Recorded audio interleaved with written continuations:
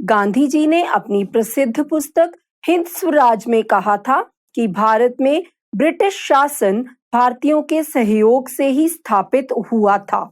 अगर हम उन्हें सहयोग देना बंद कर देंगे तो साल भर में ही हमारे देश में स्वराज स्थापित हो जाएगा।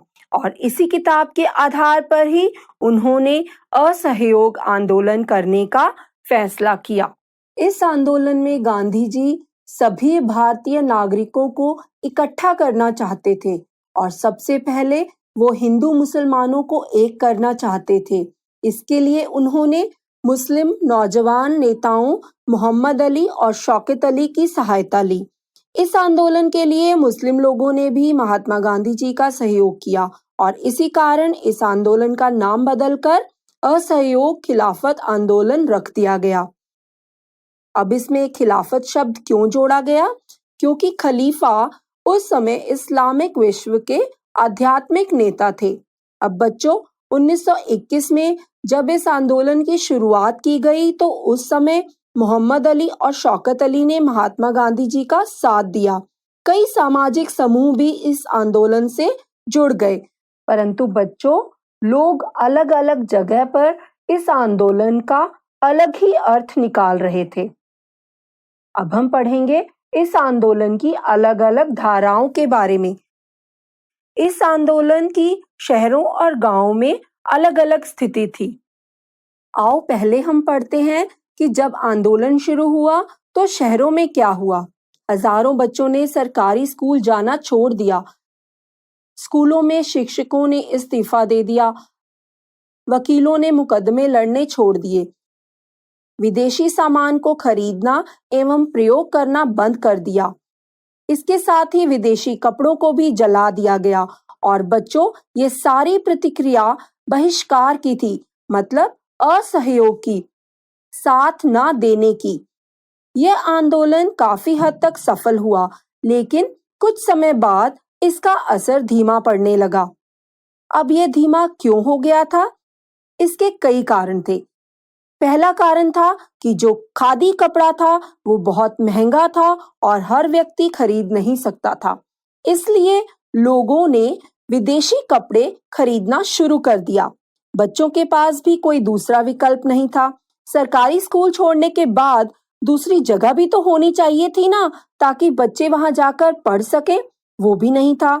इसलिए बच्चों ने स्कूलों में जाना शुरू कर दिया। इसके साथ ही वकील भी अदालत में दोबारा दिखाई देने लगे थे। अब बच्चों, ग्रामीण इलाकों की बात करें तो वहां स्थिति कुछ और ही थी। आइए देखते हैं वहां क्या हुआ।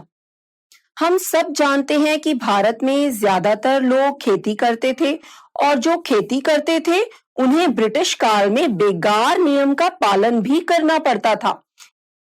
इसका मतलब है बच्चों, बिना पैसे और मजदूरी दिए खेतों में काम करवाना।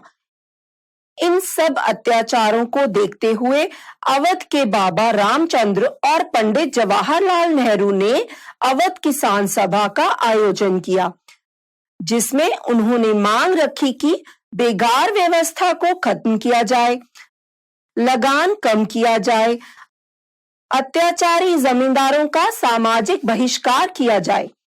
लेकिन जब असहयोग आंदोलन शुरू हुआ, अनेक आदिवासी किसानों ने महात्मा गांधी के संदेश और स्वराज का कुछ और ही मतलब निकाल लिया, क्योंकि वहां के स्थानीय नेता ने लोगों से कह दिया था कि उनके लगान हटा दिए जाएंगे और जमीन गरीबों में बांट दी जाएगी। पर असल में गांधी जी ने ऐसा कुछ नहीं कहा था और इससे उनको ये समझ आ गया कि उनकी बात किसानों तक सही से पहुंची ही नहीं है। उदाहरण के लिए आंध्र प्रदेश में गुदेम की पहाड़ियों की बात करते हैं, जहां पर 1920 के दशक में गुरिल्ला आंदोलन चला। इसमें बच्चों मुख्य भूमिका निभाने वाले जो थे वो थे सीताराम राजू। वह अपने आप को महात्मा गांधी के असहयोग आंदोलन का हिस्सा मानते थे और काफी दिलचस्प इंसान थे।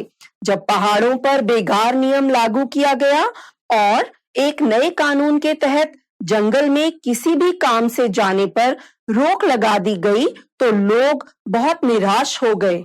उस समय राजू ही लोगों को उपदेश देते थे और कहते थे कि हिंसा के रास्ते पर चलकर ही स्वराज पाया जा सकता है। उनकी बातें सुनकर गुदेम विद्रोहियों ने पुलिस थानों पर हमले किए और ब्रिटिश अधिकारियों को मारने की कोशिश भी की। इसका परिणाम यह हुआ कि राजू को 1924 में फांसी दे दी गई। अब बच्चों आगे चलते हैं और देखते हैं बागानों में काम करने वाले मजदूर स्वराज के क्या मायने निकाल रहे थे। 1859 के इंग्लैंड इमिग्रेशन एक्ट के तहत बागानों में काम करने वाले मजदूर बिना इजाजत के वहां से बाहर नहीं जा सकते थे।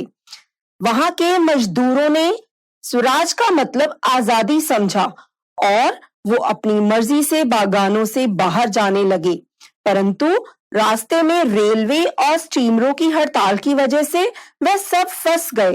पुलिस ने उन्हें पकड़ लिया और बहुत पीटा।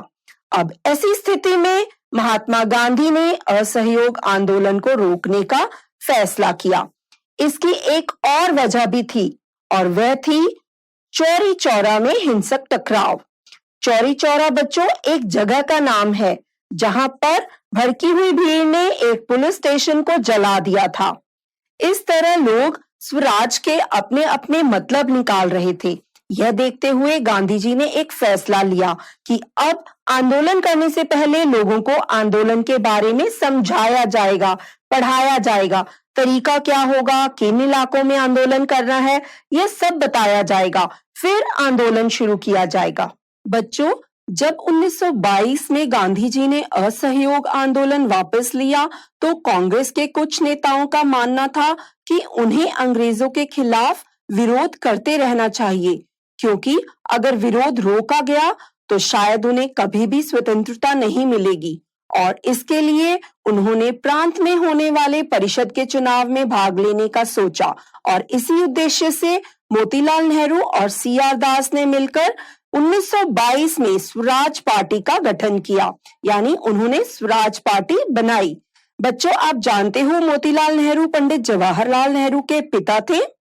उधर जवाहरलाल नेहरू और सुभाष चंद्र जैसे युवा नेता जन आंदोलन की मदद से स्वतंत्रता हासिल करना चाहते थे। और अब इस असहमति के माहौल में दो ऐसे कारक थे जिन्होंने भारतीय राजनीति की रूपरेखा एक बार फिर बदल दी और गांधी जी को एक और आंदोलन शुरू करना पड़ा। आइए देखते हैं वे कारक क्या थे। पहला कारक था विश्वव्यापी आर्थिक मंदी और दूसरा कारक था साइमन कमीशन। विश्वव्यापी आर्थिक मंदी के कारण 1926 में कृषि उत्पादों की कीमतों में भारी गिरावट आ गई और 1930 में तो और भी बुरा हाल हो गया था। और क्या हुआ बच्चों कि जो कृषि उत्पाद थे उनकी मांग भी कम हो गई और उनका निर्यात भी कम होने लगा। मतलब ये चीजें देश से बाहर बिकनी कम हो गई, जिसकी वजह से किसानों के लिए अपनी उपज बेचना और लगान चुकाना कठिन हो गया। इसकी वजह से गरीबी बहुत बढ़ गई थी, पर सरकार ने कर वसूली में कोई कमी या ढील नहीं की थी। अब आइए पढ़ते हैं साइमन कमीशन के बारे में। ब्रिटेन की सरकार ने राष्ट्रवाद के बढ़ते हुए दबाव को देखते हुए एक वैधानिक आयोग का गठन किया। वैधानिक आयोग क्या था बच्चों? सरल शब्दों में एक टीम तैयार की गई ताकि भारत के संवैधानिक ढांचे में सुधार लाया जा सके। पर इस आयोग में सारे लोग अंग्रेज थे, एक भी भारतीय नहीं था और इसलिए 1928 में जब यह कमीशन भारत आया तो भारतीयों ने इसका डटकर विरोध किया और साइमन कमीशन वापस जाओ के नारे लगाए। लाहौर में इसी विरोध में जुटे भारतीयों पर पुलिस ने लाठीचार्ज किया, जिसकी वजह से स्वतंत्रता सेनानी लाला लाजपत राय की मौत हो गई।